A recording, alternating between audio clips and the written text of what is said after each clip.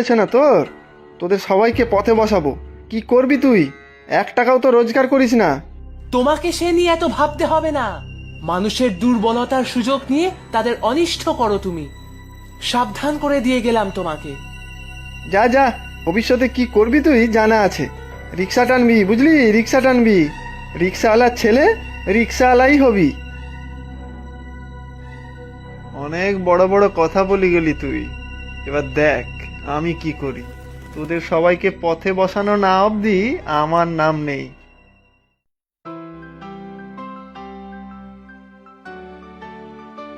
কিরে রজত, আজ এত সকালে কোথায় যাচ্ছিস? একটা দরকারি কাজ আছে মা। তোর বাবার কিন্তু শরীরটা আজকেও খারাপ, একবার ডাক্তার না দেখালেই নয়।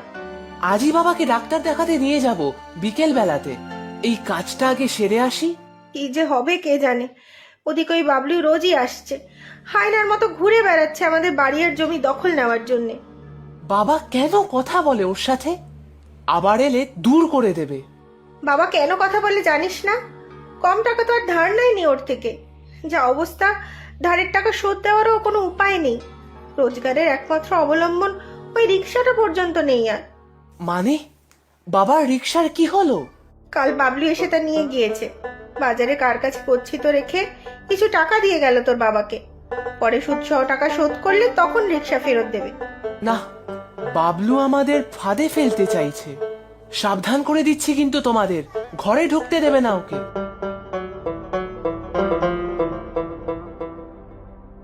ঢুকতে দেবো না বললেই হবে? কতগুলো টাকা ধার করে রেখেছে রজতের বাবা।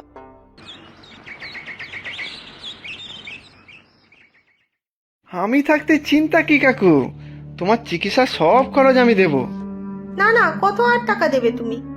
এ তো আমার কর্তব্য। সমাজ সেবা আমার জীবনের ব্রত, বুঝলে কাকিমা? সমাজ সেবা। রিক্সাটা কবে ফেরত পাবো বাবলু? ওটা না হলে সংসার চলবে কি করে? সে সুদ সহ টাকা দিলেই পাবে। তবে টাকা কোথায় আর তোমার? সুদই দিতে পারবে না তো আবার আসল। তার থেকে আরো কিছু টাকা দিচ্ছি, আর আজ ডাক্তারও দেখিয়ে দিচ্ছি। রোগ ভোগে টসকে গেলে আর রিক্সাকে চালাবে বলো? রজত তো আবার অফিসের বড় সাহেব হবে। রজতের কথা ছাড়ো তো, কত টাকা দিলে রিক্সা ফেরত পাওয়া যাবে সেটা বলো। সে অনেক টাকা। তার থেকে বাড়ি জমি গচ্ছিত রাখলে অনেক বেশি টাকা পাবে। রিক্সাও ফেরত পাবে, সঙ্গে আরো নগদ টাকা। না না, বাড়ি জমি গচ্ছিত রাখবো না। এছাড়া আমাদের তো আর কিছুই নেই। তা ভেবে দেখো কাকু, যা বলছি তাই করলে রিক্সা ফেরত পাবে, চিকিৎসার টাকা পাবে, ছেলের জন্য একটা ছোটখাটো গাড়ি বা টোটোর ব্যবস্থা হবে। উফ, জীবন পুরো পাল্টে যাবে তোমাদের। এটাই বুঝি ভবিতব্য লতা, এটাই ভবিতব্য। এবারে বুঝতে পেরেছি, আর কোনো আশা নেই লতা, আর কোনো আশা নেই। এই কথা যদি তোমাদের ছেলে রজত বুঝতো, তার শুধু বড় বড় চাল। মা, মা। রজত, তুই রিক্সা চালাচ্ছিস? রিক্সাওয়ালার ছেলে শেষ পর্যন্ত রিক্সাওয়ালাই হলো তাহলে? বড্ড বেচাল দিচ্ছিলি। এ তো আমার রিক্সা ফিরিয়ে এনেছে। এসো বাবা, তোমাকে রিক্সায় বসিয়ে আমি ডাক্তারখানায় নিয়ে যাব। তুই রিক্সা চালিয়ে তোর বাবাকে ডাক্তারের কাছে নিয়ে যাবি? হ্যাঁ মা, রিক্সাটা টাকা দিয়ে ছাড়িয়ে এনেছি। তবে বাবাকে আর কোনোদিন রিক্সা চালাতে দেব না। তুইও শেষ পর্যন্ত রিক্সা চালাবি?